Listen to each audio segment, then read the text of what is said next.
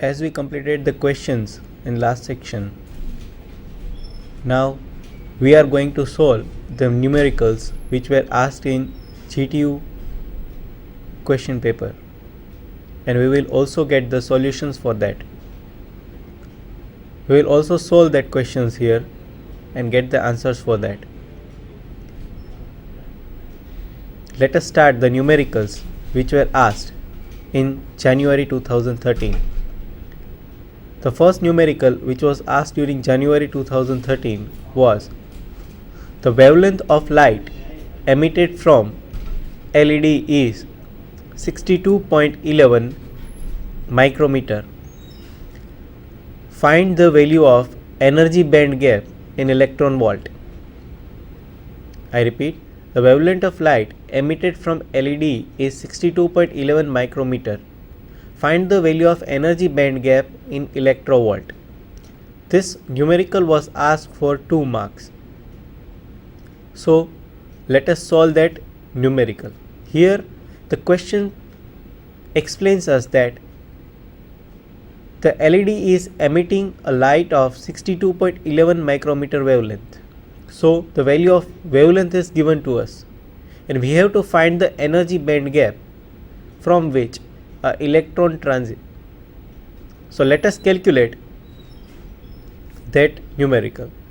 In this numerical, we have given the value of lambda, that is the wavelength of light emitted by LED, that is light emitting diode. The lambda is equal to 62.11 micrometer. Here Eg represents the energy band gap. To calculate this energy band gap, we have equation of Eg is equal to Hc upon lambda.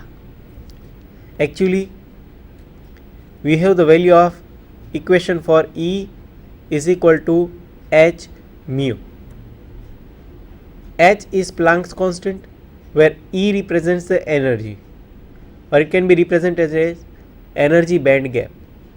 Mu represents the frequency, and frequency mu is equal to C upon lambda. Lambda represents the wavelength, mu represents the frequency, and C represents the velocity of light.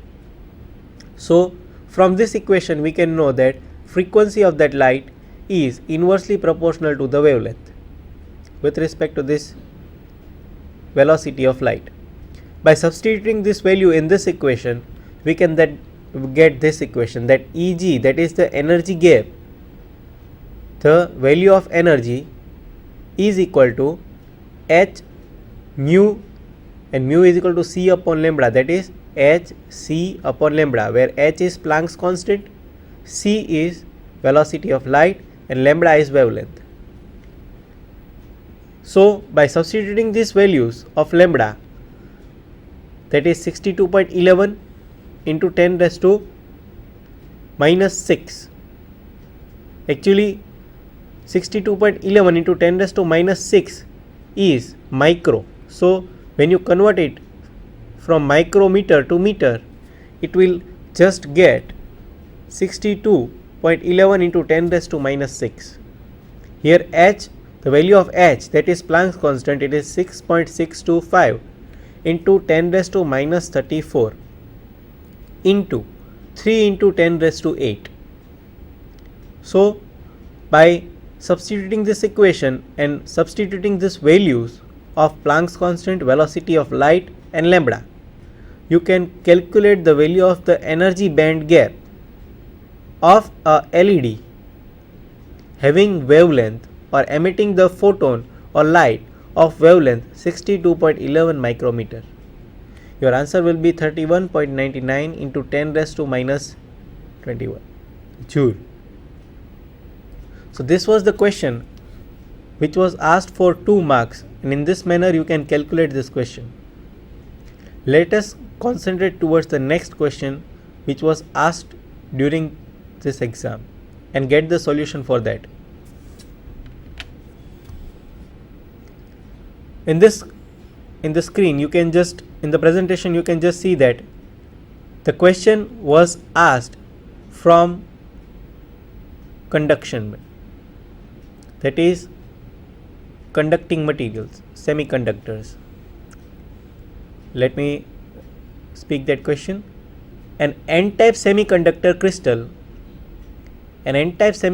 crystal, of 12 millimeter long, 5 millimeter wide and 1 millimeter thick has a magnetic flux density of 0.8 Weber per meter square applied parallel to its thickness. The current passed through the crystal along its length and the current is 25 milliampere and the value of hole voltage is 45 microvolt. Find the value of hole coefficient. In this question, we have given the length, width and thickness of a n-type semiconductor crystal, from which parallel to its thickness a magnetic flux density has been applied, that is of 0.8 Weber per meter square. So along its length, along the crystal's length, semiconductor crystal's length, 25 milliampere current is passing and the value of hole voltage is 45 microvolt. So we want to calculate the hole coefficient. So let us calculate and get the solution for this numerical.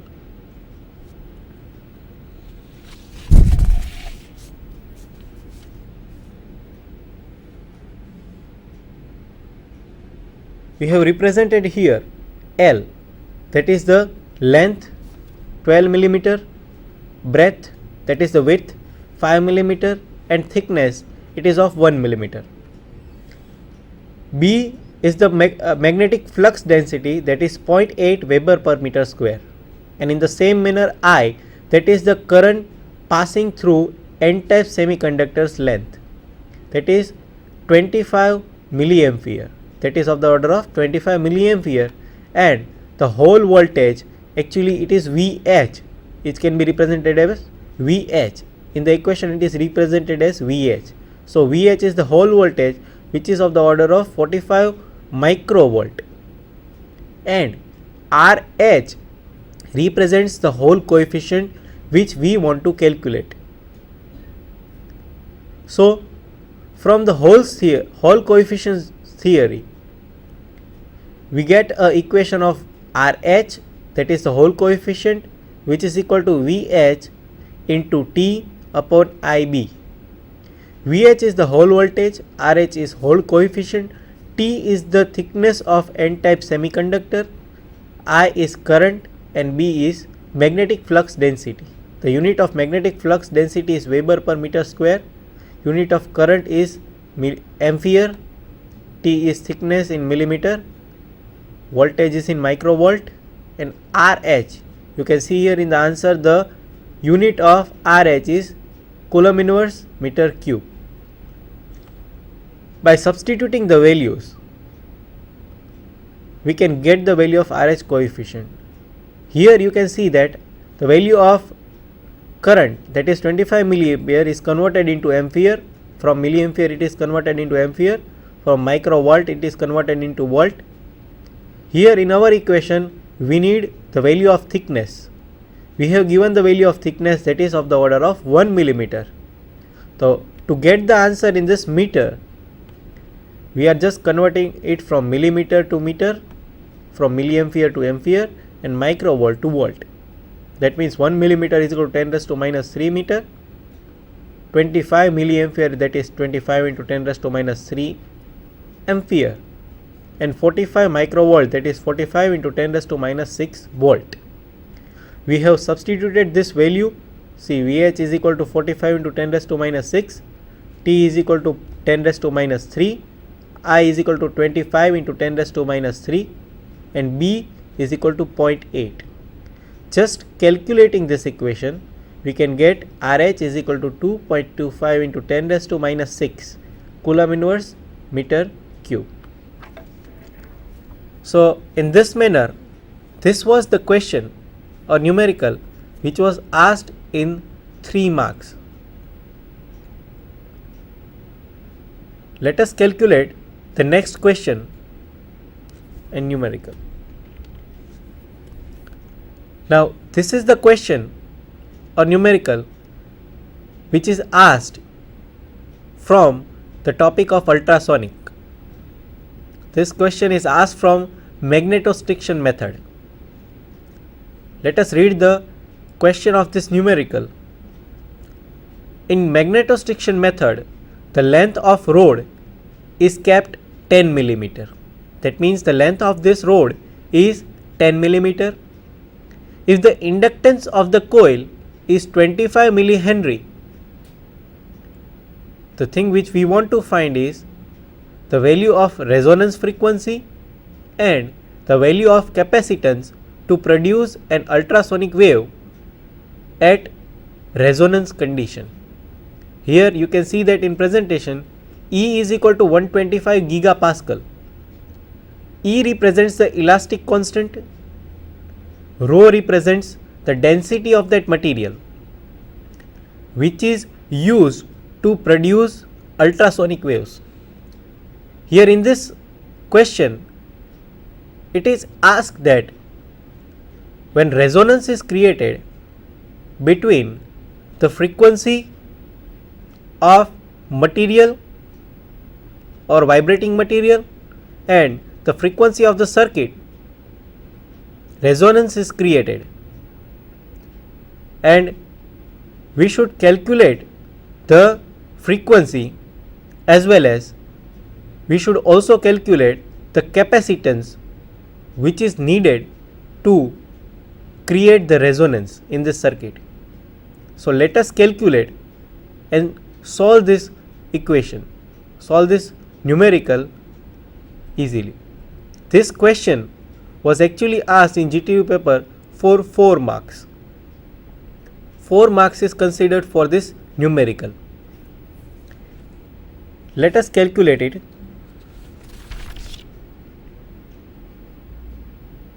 Here you can see that the length of that rod in magnetostriction method, magnetostriction rod L is equal to 10 millimeter. L represents, capital L represents the inductance of the coil, L represents the length of the rod, inductance is of 25 millihenry. We have to calculate the resonance frequency and we need to calculate the resonance which is created at a particular capacitance. So we need to create the capacitance or calculate the capacitance. What is the capacitance or at which capacitance resonance is created in this circuit?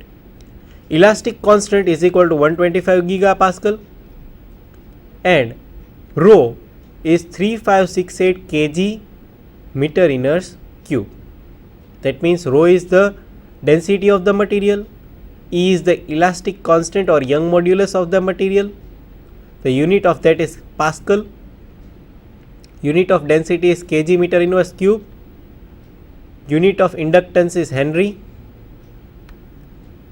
Now here you can see the equation to calculate the frequency. Here F represents the resonant frequency, the frequency of the material which is being used in this magnetostriction method. In magnetostriction method, ferromagnetic material or ferromagnetic rod is used. So F is equal to 1 upon 2L into under root E upon rho.